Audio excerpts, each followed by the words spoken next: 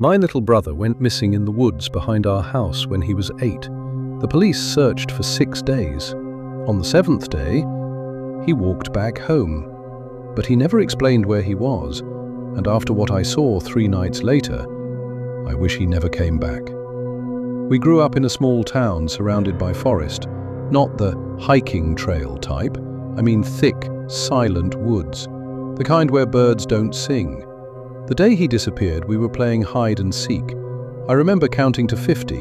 I remember yelling his name. I remember the silence. At first I thought he was messing with me, but after an hour, I got scared. My parents called the police.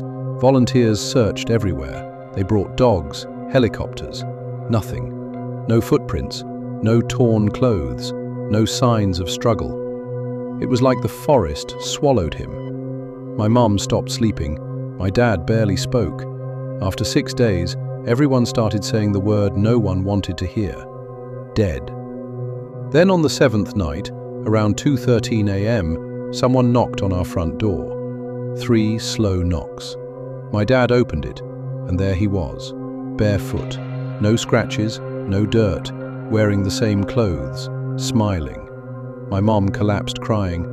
My dad hugged him so tight I thought he'd break his ribs. I stood there frozen, because something felt wrong. He didn't look scared. He didn't look tired. He looked calm, too calm. When my parents asked where he'd been, he said, "I was playing. That's it, just playing." He wouldn't say with who or where. The weird part? His voice sounded slightly deeper, like someone pretending to be a kid.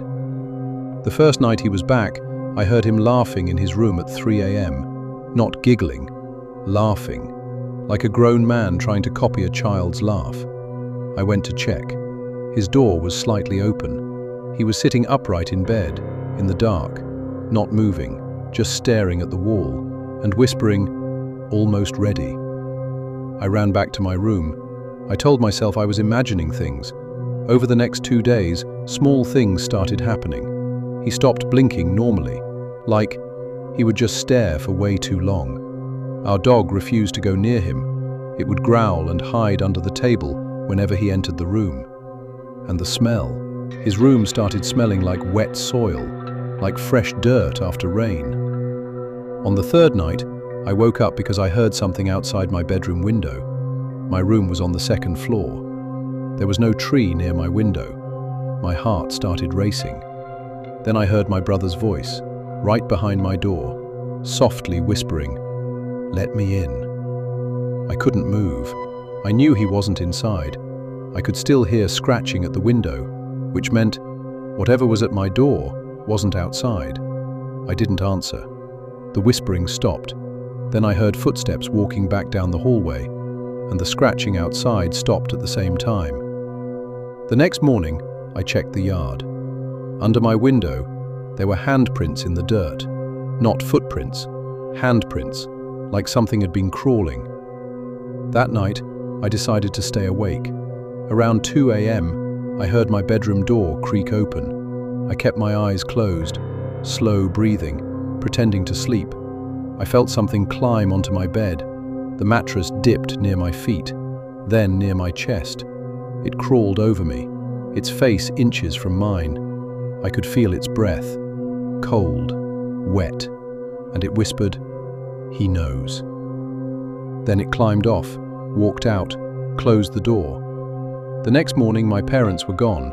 No note, no phone, no car, just gone. My brother was sitting at the kitchen table eating cereal, smiling. He looked at me and said, "They went to play too." That's when I noticed something. His shadow. It wasn't matching his movements. When he lifted the spoon, the shadow stayed still. I grabbed my keys and ran outside. I didn't look back. I drove to my aunt's house in the next town. When I told her everything, she went pale. She asked me one question. "Did he knock 3 times?" I nodded. She whispered, "It wasn't your brother that came home." She told me about something old people used to talk about, something that lives in deep forests. It takes children, keeps them, studies them, then sends something back, something that learns how to act human. slowly replacing the family, one by one. It's been 12 years. My parents were never found.